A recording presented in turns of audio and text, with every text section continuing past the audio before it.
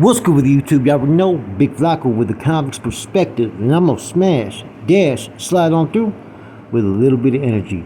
Please hit the like, subscribe, comment, do all those things to help support this channel, and hit that bell notification for future fire content. Okay, before we get to today's video, man, as you can tell, man, I started GoFundMe to help maybe get a little bit of money to help for my court battle, man. And I appreciate all those that encouraged me to go ahead and do it, man, because like I said, man, the last 2 years I really haven't tried to do too many things like this because the negative backlash that people just start to attack specifically me. I learned something very important though in my last video discussing how much time I was looking at, that I have a lot more supporters than I do those ugly, angry haters that just no matter what I do just want to hate and see me do time. It's sad that you got those that are so livid in their outlook of you, regardless if you've done anything to them or not, that they wish you the worst harm, the worst time, the worst everything, and don't feel that you deserve an adequate defense to fight your case. You got people who think that they're the police, the DA, and the judge all in one. And there's not one person who has known clearly what happened but me. The funny thing, right, is you get a lot of people that, not a lot of people, few people use the victim role, right? Excuse me, motherfucker, I'm here alive because I'm not gonna be no fucking victim, man. Remember that. And for those that always have that other comment, you put yourself in those situations, tell that to the mother who just lost her son, who just drove down to the liquor store to go get her some milk. You know? Tell that to the boyfriend who told his girlfriend to go get some medicine for him at the local pharmacist and didn't come back. Was killed or was in a car wreck. See, anything can happen at any time, man, and you can't fault that. How you deal with that is the most important thing. And no matter what, only you know what your case is, and only I know what my case is.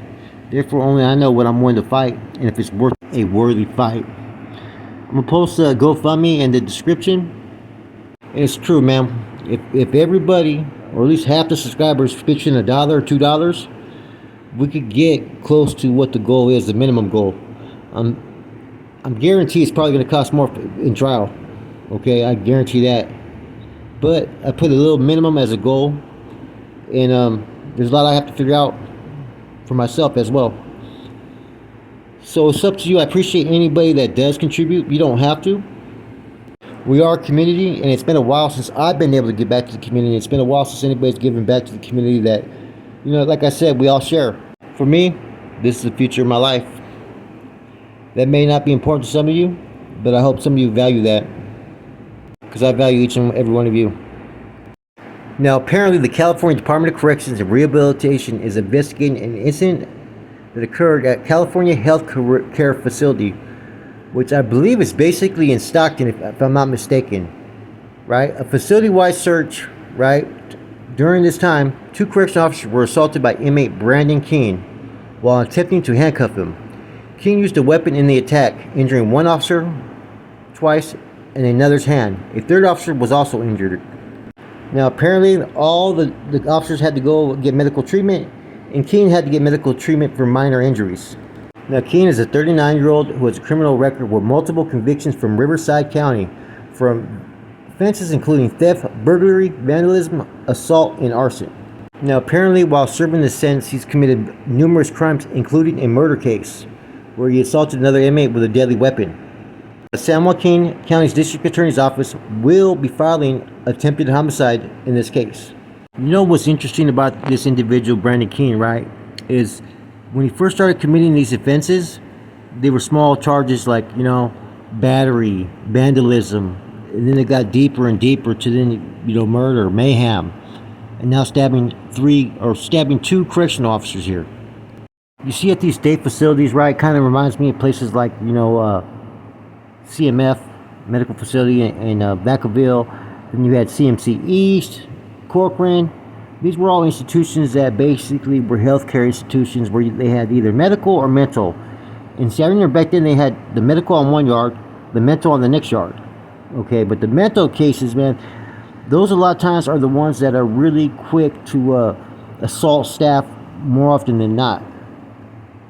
I've actually seen more correction officers pick on people with mental health issues than any other group in prison. So I can see them, I'm saying, making fun of someone that may be on the mental health side. I'm not saying that this guy was mental health, right? But apparently, if you look at his crimes, he has a pattern here, and it gets worse and worse. And it just shows someone that maybe has some mental deterrent, because the cases get worse and worse, and he gets more violent and violent. So I'm going to go out there on a limb and say that maybe he has some mental issues, EOP, who knows? And sometimes officers will misjudge a certain individual that they're fucking with. I've seen them just mess with someone just by the way they look, or that they're slow. I've seen it, and it's kind of a disgusting look that correction officers would even do this. And that's why it's always said, when you go to work as a correction officer, you're supposed to go in with a positive attitude and professionalism, and never take anything out on any inmate based upon what you got going on at home, or based upon how you are judging them. Now, this situation, it just tells me that something had to have triggered him, whether it was some mental issues he had going on, or a correction officer was fucking with him. There's not much more you can sit there and say is what happened. Either he was fucked with by a correction officer and he was trying to get his revenge, or he had a mental breakdown.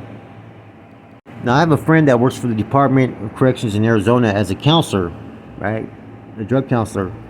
And she told me that one of the biggest issues that they have, right, is with those that have been in the system maybe 5-8 years, in dealing with their substance abuse issues and their mental health, and getting over the stigma that maybe they need some medication. A lot of men, right, especially in prison, that are prideful, feel that it's taboo to sit there and get on any type of medication that may help them. And it's hard to convince them because they're stuck in their ways. In addition, right, sometimes these individuals barely get their counseling and their help after they've already been there for years and they've been able to maintain some type of sobriety. They don't see themselves as having issues. And when the mental health topics are brought up, like I said, people think that means there's something wrong with them. I think it's 80% of the population in the United States suffer from some form of mental health issues, right? Yet there's only 3,500 doctors that could diagnose it. So when you got a counselor or someone trying to seek out mental health, right, issues and medication, possibly go see the right doctor that could actually prescribe, a lot of times they're going to be standoffish. I think that's one of the biggest hurdles that maybe we are seeing in the prison system, is getting over that stigma. I think a lot more inmates should be willing to get help if a doctor is prescribing that, hey man, you have some issues. The thing is a lot of people don't trust these state doctors, and I don't blame them. They do a shitty job.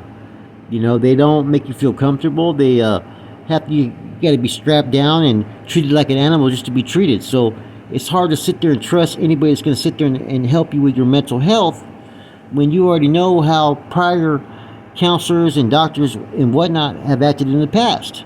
I mean, before, they used to get people just loaded on Seroquels and all this shit just so you would calm down, so you wouldn't act a fool. Now, for the correction officers, right, that run into these situations, I'm going to say this. Remember, you get to go home every night.